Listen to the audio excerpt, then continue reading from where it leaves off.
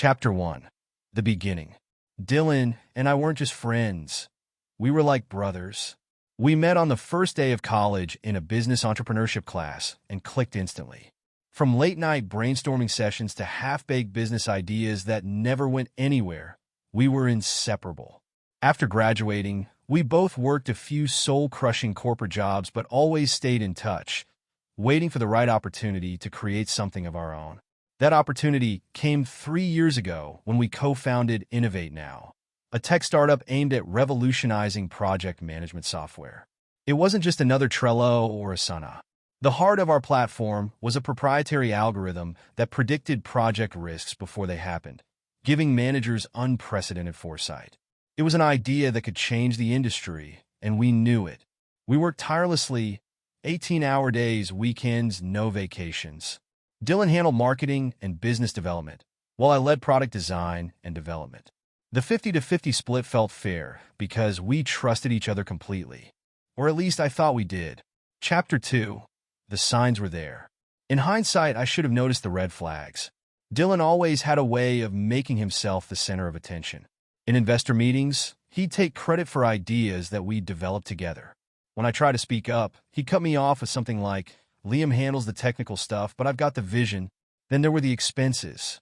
I'd catch him charging personal items to the company card. Expensive dinners, flights, even a gaming laptop. When I confronted him about it, he waved me off. "It's networking," he said, barely looking up from his phone.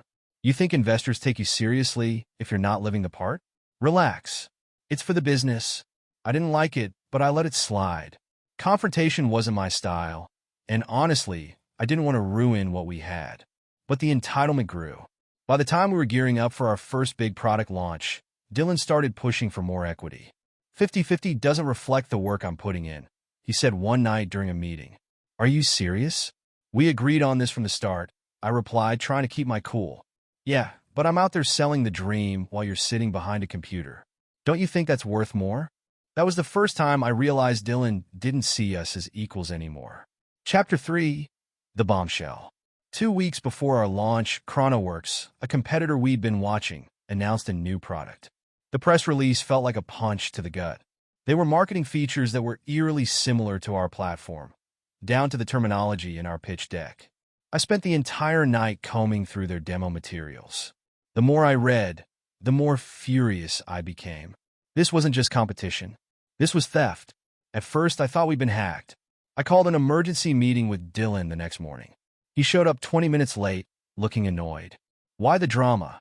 he asked, slumping into a chair. "ChronoWorks just announced a platform that's practically our clone," I said, throwing my laptop in front of him. "Explain this?" He skimmed the page, then shrugged. "It's a crowded market, Liam. Maybe we're just on the same wavelength." I didn't buy it. Dylan had been acting cagey for weeks, missing meetings, avoiding deadlines, and disappearing during work hours. I decided to dig deeper. Later that night, I logged into our shared email account. Most of it was the usual company stuff, but in Dylan's personal folder, I found an email chain that made my blood run cold. It was a conversation between Dylan and a senior developer at ChronoWorks. "Dylan, I'll send over the specs after our final meeting. Just make sure my cut's ready. ChronoWorks rep, don't worry. We got the bonus locked in for you. Let us know if there are any changes to the timeline." Chapter 4. Confrontation. The next morning, I stormed into Dylan's office, slamming the printouts on his desk. "What the hell is this?" I demanded. He looked at the papers, then back at me with a calmness that made me want to punch him. "It's exactly what it looks like," he said. "You sold us out? To ChronoWorks? After everything we've built?" "Relax," he said, leaning back in his chair. "It's not like I gave them everything. Just enough to get by." I couldn't believe what I was hearing. "Just enough? Are you out of your mind? Do you have any idea what you've done? You've ruined us, Dylan." He stood up, his expression hardening. "Ruined us? No, I saved us. Do you know how much they offered me? More than we'd see in years from this launch. I'm sick of struggling, Liam. I deserve more, and you're too blind to see it." His arrogance was staggering. He actually believed he was in the right. "We had a deal, Dylan. A partnership. You don't get to make decisions like this behind my back." "Partnership?" he scoffed. "You've been riding my coattails since day one. Face it, Liam. You'd still be stuck coding in your mom's basement if it weren't for me. That was it. I'd had enough. Get out, I said, my voice shaking. What? You're done.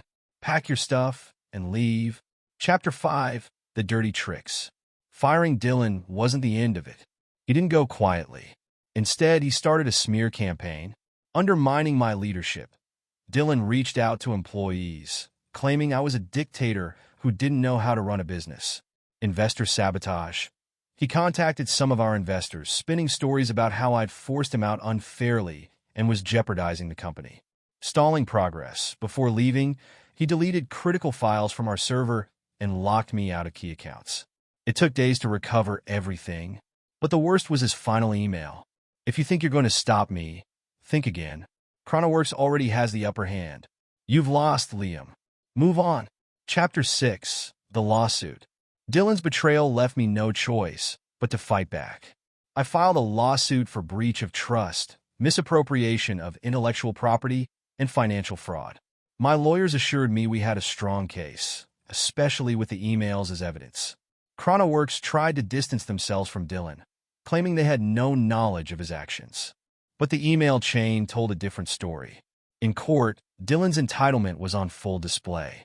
I built that company, he told the judge. Liam wouldn't have gotten anywhere without me. I had every right to secure my future. My lawyer countered with the facts: the stolen files, the deleted data, and the financial misconduct. By the time we were done, Dylan had no defense left. The court ruled in my favor, awarding damages and barring Dylan from using or profiting from our intellectual property. Chapter 7, Moving Forward. The lawsuit was just the beginning of rebuilding Innovate Now. It wasn't easy. Investors were wary, employees were shaken, and I had to earn back everyone's trust. But I refused to let Dylan's betrayal define our company.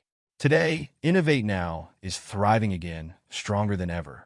I've built a team that values integrity and collaboration, and I've learned to trust my instincts when it comes to people. As for Dylan, I don't know where he is, and I don't care. Some betrayals are unforgivable, and some relationships aren't worth saving. What I do know is this: success tastes even sweeter when you've earned it the right way. Dylan may have thought he deserved more, but in the end, all he gained was a reputation he'll never escape.